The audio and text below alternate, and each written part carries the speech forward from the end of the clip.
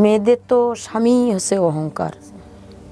আল্লাহর কোরআন আইনে মসজিদে ঢুকে কি রাখলে জীবনে আমাকে সে ফলাবে না। আমি যেমন তাই করি, আমি কোনোদিন তোমাকে ফেলাবো না। আমার আম্মু আছে, আমার আম্মু আমার বাবা।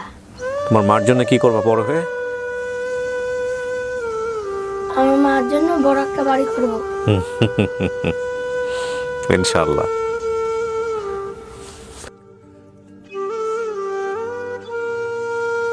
আসসালামু আলাইকুম প্রিয় দর্শক এবং শ্রোতা, আল্লাহ সর্বাবস্থায় আমাদের সবার মঙ্গল করুন। সবসময়ের মতো সেই দোয়া এবং শুভকামনা জানিয়ে শুরু করছি লাইফের একটি এপিসোড। যারা এই অনুষ্ঠানে এসে অংশগ্রহণ করতে চান তারা আমাদেরকে মেইল করতে পারেন। আমাদের মেইল অ্যাড্রেসটি হচ্ছে, দেখতেই পাচ্ছেন স্ক্রিনে বড় করে লেখা, sharemystory24@gmail.com। যারা অংশগ্রহণ করতে চান দয়া করে কী বিষয়ে আপনার গল্প ছোট করে 4 থেকে 5 লাইন লিখবেন এবং অবশ্যই আপনার ফোন নাম্বারটি দিয়ে দেবেন।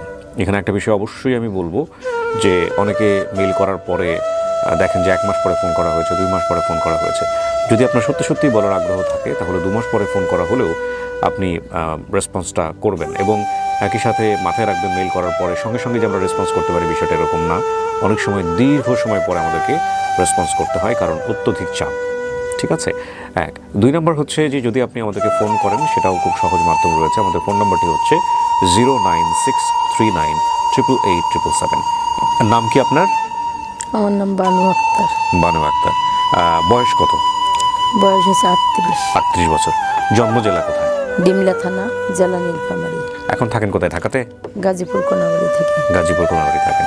বহুবার চেষ্টা করেছেন আপনি আমার সাথে যোগাযোগ করার জন্য, শেষ পর্যন্ত আপনার সাথে আমার বসা হলো। আপনাকে বাংলাদেশের অনেক মানুষ চেনে এবং কিন্তু আমার অনুষ্ঠানে যেহেতু আপনি বসেছেন আজকে হয়তো এমন কিছু জানবে যেটা আগে কখনোই জানে নাই। শুরু করেন, মন খুলে কথা বলেন আমার সাথে। আমি ছোটবেলায় জন্মগ্রহণ করার পরে যখন একটু আস্তে আস্তে জ্ঞান হয় তখন আমি আমার ফুপুর কাছে, দাদির কাছে শুনি যে আমি প্রতিবন্ধী জন্মগ্রহণ করছি। আমি বাপের প্রথম মেয়ে, প্রথম বাচ্চা জন্মগ্রহণ করছে দেখি আমার আব্বাই অনেক রাগারাগি করতো, আমার মাকে মারধর করতো। প্রতিবন্ধী বাচ্চা হয়েছে, এটা কিভাবে আমাকে মানুষ করবে, কিভাবে দুধ খাওয়াবে, কিভাবে কোলে নেবে। মানে দুটো হাত কি এরকমই ছিল? জন্মগতই আমার 2টা হাত নেই। বাবা কি করতো? বাবা আগে সান্তাহার, নওগাঁ, রাজশাহীতে কাজ করতো, দিনমজুর ছিল। জি। এটাতে খাটতো। আমার মা অনেক কষ্ট করে আমাকে লুকে থুয়া থুয়া মানুষ করতো। আর লুকায় থুয়ে মানুষ করতো কেন? বাবা দেখলে রাগ? বাবা দেখলে রাগ করতো, মাকে মারধর করতো। পরে আর গ্রাম জুড়া আমার দেখতে আসতো, মানে 3-4 গ্রাম একবারে আসতো। হ্যাঁ, যে একটা বাচ্চা হয়েছে, 2টা হাত নাই, দেখতে যাই। এগুলো তখন ছোটবেলায় দেখছেন বোধ হয় না? হ্যাঁ, মনে আছে। আচ্ছা। তারপরে আমার 7 বছর বয়স, তাও আমি হাঁটা শিখি না, পাশা দিয়ে ঘষায়া আরেক বাসায় যেতাম, চাচার বাসায় যেতাম। আপনার কাছে তো এটা নর্মাল, কারণ আপনি জন্মের পর থেকে এরকম, তাই না? আপনি তো হ্যাঁ। তারপরে মনে মনে যখন বয়স হয়ে গেল একটু 7 বছর, তখন তো বুঝি। হ্যাঁ। বিবাহ দেখতে যাই, গ্রামের বাড়ি বিবাহ হইতেছে, এমনি যাই পাশা ঘষা ঘষা, এদিকে আবার চিহ্ন হইতো। আমার মা আবার এই চিহ্ন দেখে দেখে আমাদের খুঁজতে যেত। পরে মনে মনে বসে বসে চিন্তা করি আমি কি কোন সময় হাঁটতে পারবো। তারপর কথাবার্তা সব বলতে পারি, বাবারে আদর করে ডাকতে পারি। তখন হয়তো বাবার একটা আগ্রহ হইল যে মেয়ে তো জন্ম দিয়েছি, অনেক তো অত্যাচার করলাম, আর একটু একটু মাঝে মধ্যে আদর করতো। পরে আমি বাবারে বলতাম যে বাবা আমারে একটু লাঠি বানাই দিলে আমি চেষ্টা করবো হাঁটার, দেখি হাঁটতেও পারতেন না। আমার এলাকার এই যে নক্ষ ফল, জাম ফল, আম ফল এগুলো বেচতে আসতো লোকজন আস্তার কিনারে আমাদের বাড়ি, ওরা আবার আমাকে ওগুলো দিত, পা দিয়া তুলে তুলে খাইতাম। পা দিয়ে খাই, ওরা দেখার জন্য আমাকে দিত। ও মানে আপনি পা দিয়ে কিভাবে খান এটা দেওয়ার জন্য? দেখার জন্য। পরে আমি আবার জিজ্ঞেস করি ভাই এগুলো ডেলি দিন আমার দেন কি জন্য? কয় তোমার দিলে আমাদের মানে ইনকামটা ভালো হয়, বেচা বিক্রি ভালো হয়, লাভ হয়, এই জন্য আমরা তোমাকে করি। ওরা মাঝে মধ্যে সরাসরি এটা করা যাবে না, কিন্তু এটা অনেকেই করেন। এটা সরাসরি করলে এটা বোধহয় শিখির পর্যায়ে পড়ে। যেহেতু আমার সামনে আসছে সেজন্য আমি বলছি, বাট আমার খুব একটা জ্ঞান নাই। সরাসরি যে কাউকে দিচ্ছি সে কারণে আমার কাছে আসছে এটা বলা যাবে না, বরং এখানে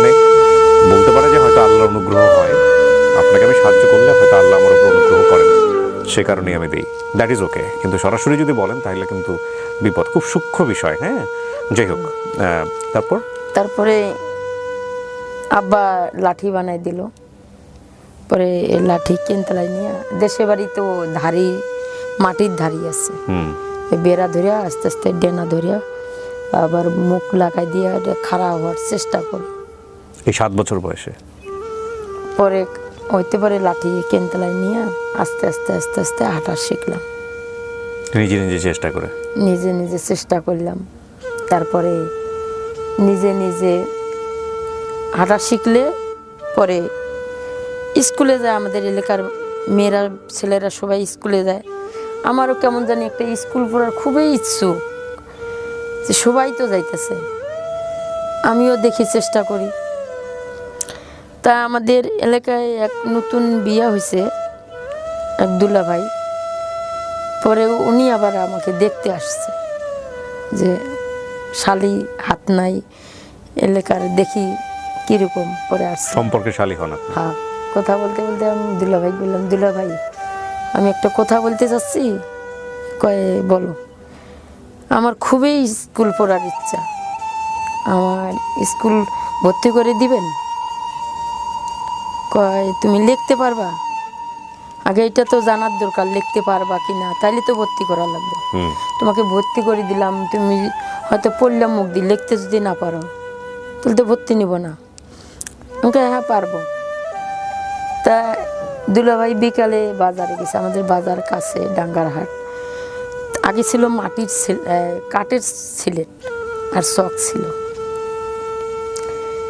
এই কাঠের সিলেট 5 টাকা করে, আমার জন্য উনি একটা কাঠের সিলেট কিনে আনছে আর 2টা চক কিনে আনছে। আইনা উনি নাম লিখে দিয়েছিল আমার নাম, বানু নাম। কয়েক তুমি এটা যদি শিখো তাহলে আমি কালকে তোমাকে স্কুল ভর্তি করে দিব। তা সবে আল্লাহর ইচ্ছা, আমি 5-6 মিনিটের মধ্যে আমার নাম লেখা শিখে গেলাম। ওই হাতে ঘোরায় ঘোরায় পা দিয়ে? কোন পা দিয়ে লেখেন আপনি? আমি বা পা দিয়ে লিখতাম, ডান পা দিয়ে পারি না। আচ্ছা, বাম পা দিয়ে লিখতেন? বাম পা দিয়ে লিখি, তরকারি কাটি, এটা দিয়ে সব পারি। ওকে, তো লিখলেন তারপর? পরে উনি আমাকে স্কুল ভর্তি করে দিলেন। স্কুলে যাওয়া আসা করি।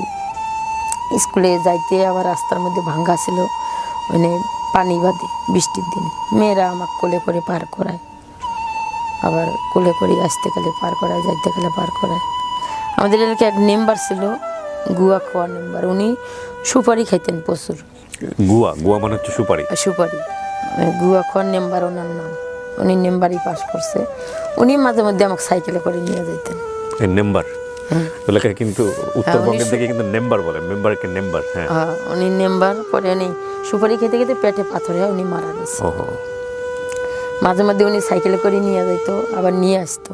আসার সময় একটা রুটি কিনে দিত আমার বগলে, আমি এটা খাইতাম, আর সাইকেলের পিছনে আমাকে বসাই দিত, আসতো। পরে এইভাবে স্কুল পড়তে পড়তে পা দিয়া বিভিন্ন ধরনের এই দোয়েল পাখি, শাপলা ফুল, আম, এগুলা আস্তে আস্তে আর্ট করা শিখলাম। তারপরে দেশে এখানে বটি দিয়ে তরকারি কাটে, আমাদের দেশে বটি দিয়ে কাটে না, একটা কাটার আছে, কাটার দিয়ে কাটে। কি জিনিস এটা? চাক্কু। চাকু দিয়ে কাটে গ্রাম অঞ্চলে? কি বলে? আমাদের ওই এলাকায় চাক্কু দিয়ে তরকারি কাটে, মাছ কাটে। আচ্ছা, ওই চাক্কু দিয়ে আস্তে আস্তে আবার নতুন ব্লেড কিনে এনে আমি যে পোশাক পরছি এগুলো আস্তে আস্তে আমি একটা আমার বোনের কি আমার মায়ের একটা জামা নিয়ে এটা কিভাবে কাটছে এটা দেখে দেখে আমি কাটতাম পা দিয়ে। কাটতে আবার সুচ দিয়ে সেলাইতাম পা দিয়ে সেলাই করে গায়ে দিতাম, কোনো রকম হয়তো, পুরোটা হয় না। হইতে হইতে স্কুল যাইতে যেতে আবার আমার মায়ের সম্পর্ক, দূর সম্পর্ক আছে মামা। পরে উনি আবার দর্জির দোকান করতেন বাজারে, মাঝে মাঝে স্কুলের টিফিন দিত, ওনার দোকানে বসতাম, দেখি উনি কীভাবে কাটে। আবার বাসায় ওনার দেখে প্র্যাকটিস করি। তারপরে আমার এলাকায় বাজারে ডাঙ্গারহাটে বিরাট থেকে সেলাই মেশিন দিত। ওদেরকে আমি বলছিলাম যে ওনারা, আমি প্রতিবন্ধী তো অনেক আদর করতো সবাই বাজারে, তখন 2 টাকা দিয়ে একটা রুটি কিনে দিত, আগে তো 2 টাকা দিয়ে সব কিছু করা যেত, সবাই আমার খাবার জিনিস কিনে দিত। পরে বলছিলাম যে এখানে তো নতুন ব্র্যাকের অফিস আসছে, তাই সেলাই মেশিন দিতে